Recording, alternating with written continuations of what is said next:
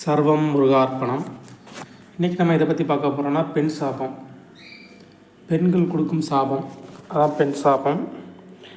சாபம் என்பது என்னென்னு சொன்னோம்னா கோபம் தான் சாபம். ஒருத்தர் நீங்கள் கோபத்தில் அடிக்கிறீங்க அப்படின்னா அது பேர் நம்ம கோபம் போகும். அந்த கோபமே ஒருத்தர் மேலே அதிகமாகி அவங்க வயிறு எரிஞ்சு மனசார உடைஞ்சி சபிக்கிறது தான் சாபமாக பிடிக்கும். சரிங்களா? ஒரு பெண் சாபம் எதனால் ஒருத்தருக்கு ஏற்படும் அப்படின்னு கேட்டிங்கன்னா, அந்த பெண்ணை புகுந்த வீட்டில் வாழ விடாமல் பண்ணுறாங்க. சரிங்களா? அப்படி கொடுமை பண்ணி அந்த பெண்ணை வீட்டுக்கு அனுப்புகிறாங்க அப்படின்னாலும் சாபம் பிடிக்கும். உடன் பிறந்த சகோதரர்கள் அந்த பெண்ணுக்கு ஏதாவது தொல்லை கொடுக்கறது, இல்லை பணத்தில் ஏமாத்துறது, இந்த மாதிரி பண்ணாலும் அந்த குடும்பத்துக்கு பெண் சாபம் பிடிக்கும்.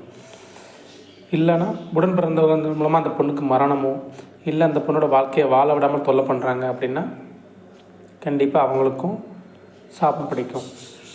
ஒரு நல்ல நேர்மையான பெண் ஒழுக்க நெறியை கொண்டு நடக்கிற பெண்ணுக்கு தப்பான பழி போடுறது, அந்த பொண்ணு தப்பானவா அப்படி இப்படின்னு பேசுகிறதும் பெண் சாபத்துக்கு வழிவகுக்கும். கட்டின மனைவிக்கு துரோகம் பண்ணுவது, அதனால் மனைவி சாபம் கொடுப்பதும் சாபம் பிடிக்கும். ஒரு பெண்ணிட்ட பணம் வாங்கி கொண்டு ஏமாத்துறது, இப்போ அந்த காதலிக்கன்னு சொல்லிட்டு பணம் கொடு நகை கொடுன்னு சொல்லி ஏமாத்துறாங்களா, அதுக்கும் பெண் சாபம் பிடிக்கும். அப்புறம் காதலிக்கிறவங்க பேரில் அந்த பொண்ணை பயன்படுத்தி விட்டு கலட்டி விட்டாலும் அந்த பெண் சபித்தால் கண்டிப்பாக பெண் சாபம் பிடிக்கும். அப்புறம் கருவில் இருப்பது பெண் குழந்தைன்னு தெரிஞ்சு அந்த கருவை கிளைக்க முயற்சி பண்ணாலும் அந்த கருவை கிளைச்சாலும் கண்டிப்பாக பெண் சாபம் பிடிக்கும். இப்போ நம்ம பார்த்தது ஃபுல்லாமே இப்போ நிகழ்காலத்தில் கொடுக்கக்கூடிய சாபம், அதாவது இப்போ நம்ம வாழ்ந்துகிட்டு இருக்கோம்ல அந்த டைமில் கொடுக்குற சாபங்கள் எப்படி நமக்கு பிடிக்கும் அப்படிங்கிறது நம்ம சொன்னோம்.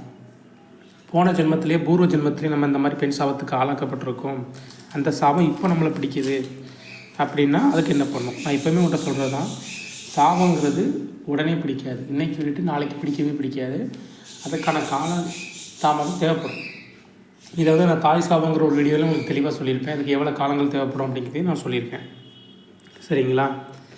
அதாவது ஒருத்தர் ஜாதக ரீதியாக கண்டுபிடிச்சிடலாம் அவருக்கு வந்து ஒரு பெண் சாபம் இருக்குதா அப்படின்னு சொல்லிட்டு.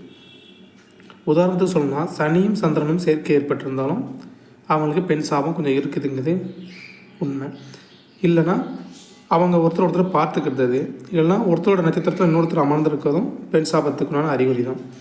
சனியும் சந்திரனும் 4, 7, 11 பலம் இழந்து நிற்கிறது, இல்லைன்னா கேதுவோட தொடர்பு கொண்டிருக்காங்க, 7ஆம் அதிபதியும் கேதுவும் சேர்க்கை இருக்குது, அந்த டயத்தில் குருவும் பலம் இழந்திருக்கு அப்படின்னா அவங்களுக்கு பயங்கரமான பெண் சாபம் இருக்குங்கிறது ஜாதக ரீதியான உண்மை. இப்போது பெண் சாபத்தின் அறிகுறிகள் என்னென்ன அப்படிங்கிறத நம்ம பார்க்கலாம்.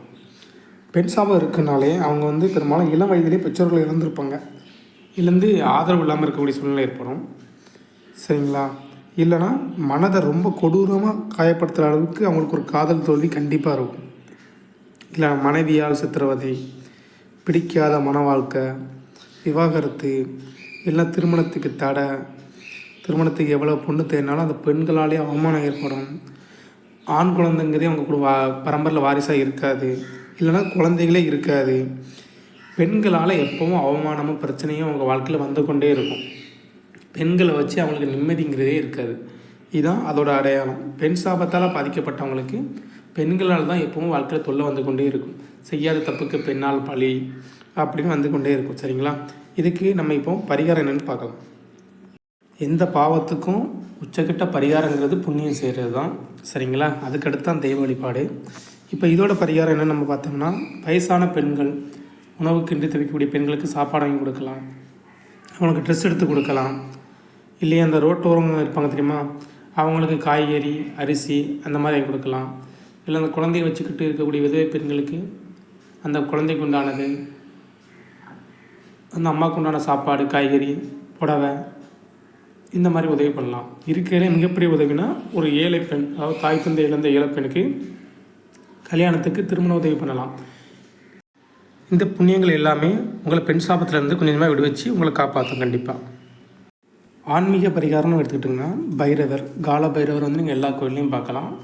சரிங்களா? சிவன் கோயிலில் இருப்பார், முருகர் கோயிலையும் சில கோயிலில் இருப்பாங்க, நான் பார்த்துருக்கேன். கால பைரவர் இருப்பார். அவருக்கு கல், உப்பு, மஞ்சள் வச்சு வழிபாடு பண்ணணும். வழிபாடு பண்ணிவிட்டு அந்த உப்பையும் மஞ்சளையும் ஏதாவது கஷ்டப்படுற பெண்களுக்கு கொடுத்துடணும். சரிங்களா? அவங்களுக்கு கல் உப்பு வச்சு கொடுத்தாலே போதும், ஆனால் அதை வந்து தனியாக யாரும் வாங்க மாட்டாங்க கல் உப்பு மட்டும் கொடுத்தீங்கன்னா. அதனால் கூட மஞ்சளையும் வச்சு சேர்த்து வழிபட்டு அதை வந்து கஷ்டப்படுற பெண்களுக்கு தானமாக கொடுத்துருங்க. அது கூட சேர்ந்து உடல் தானம் கொடுக்கலாம். உங்கள் வசதிக்கு ஏற்ற உங்களுக்கு என்னென்ன தானம் கொடுக்க முடியுமோ அதை எல்லாமே நீங்கள் கொடுக்கலாம். அடுத்து அஷ்டமி திதியிலையும் பைரவருக்கு வடமாலை சாத்தி கும்பிடணும். சரிங்களா? அந்த மாதிரியும் நீங்கள் செஞ்சிங்கனாலும் பெண் சாபம் போயிடும். இல்லை இதுக்கெல்லாம் மேலே கார்த்திகை மாதம் ஒரு தேய்பிரை அஷ்டமி வரும். அன்னைக்கு இப்போ தான் நம்ம பைரவரோட பிறந்த நாள், அவர் அவதாரம் பண்ண நாள். சரிங்களா? அன்னைக்கு நீங்கள் கும்பிட்டிங்கன்னா நல்லா வச்சுருங்க. கார்த்திகை மாதம் தேய்பிரை அஷ்டமி அன்னைக்கு அவரை அந்த மாதிரி வச்சு வழிபட்டிங்கன்னா இப்பேற்பட்ட பெண் சாபமாக இருந்தாலும் அது நீங்கும். அடுத்து நம்ம பார்க்குறவங்க தான் சப்தகன்னிகள். இவங்க எல்லா கோயிலையும் இருப்பாங்க, நீங்கள் பார்த்துருப்பீங்க. சரிங்களா? இவங்க பெண் சாபத்துக்கு நீக்கக்கூடிய முழு வல்லமை படைத்த கடவுள்கள் இவங்க. சரிங்களா? எல்லாம் பெண் கடவுள்கள் தான். இவங்களை எப்படி வழிபடணும்னா 27 வளர்பிறை ஏகாதசிக்கு நெய் விளக்கு போட்டு கும்பிட்டிங்கன்னா அது எப்பேற்பட்ட பெண் சாபமாக இருந்தாலும் நீங்கிரும். உங்கள் ஜாதகத்தில் இருந்தாலும் சரி, உங்கள் பரம்பரையாக பிடிக்கிற சாபமாக இருந்தாலும் சரி, உங்கள் வம்சத்தை நாசம் பண்ணக்கூடிய அளவுக்கு பெரிய சாபமாக இருந்தாலும் சரி, அதை கண்டிப்பாக சரி பண்ணி விடக்கூடிய வல்லமை இந்த தெய்வத்துக்கு உண்டு. சரிங்களா? அது போக நீங்கள் என்ன செய்யலான்னா, ஆடை இந்த அம்மனுக்கு புடவை எடுத்து சாத்தலாம். அதுக்கடுத்து பெண்களுக்கு தானம் கொடுக்கும்போது இந்த அம்மனுக்கு எடுத்து சாத்தலாம். சரிங்களா? இதெல்லாம் பண்ணிங்கன்னா பெண் சாபம் உங்களுக்கு கண்டிப்பாக நீங்கள் நலமோடு வாழ்வீங்க. முடிஞ்ச அளவுக்கு சாபம் வாங்காமல் வாழுங்க, அதே நல்ல வாழ்க்கையாக இருக்கும். உங்களுக்கு பைரவரையும் சப்தகன்னிகளையும் பிடிக்குன்னா இந்த வீடியோக்கு ஒரு லைக் போட்டு சப்ஸ்கிரைப் பண்ணி விட்ருங்க. முடிஞ்சால் ஷேர் பண்ணி விடுங்க. அடுத்த வீடியோவில் பார்க்கலாம். சர்வம் முருகார்ப்பணம்.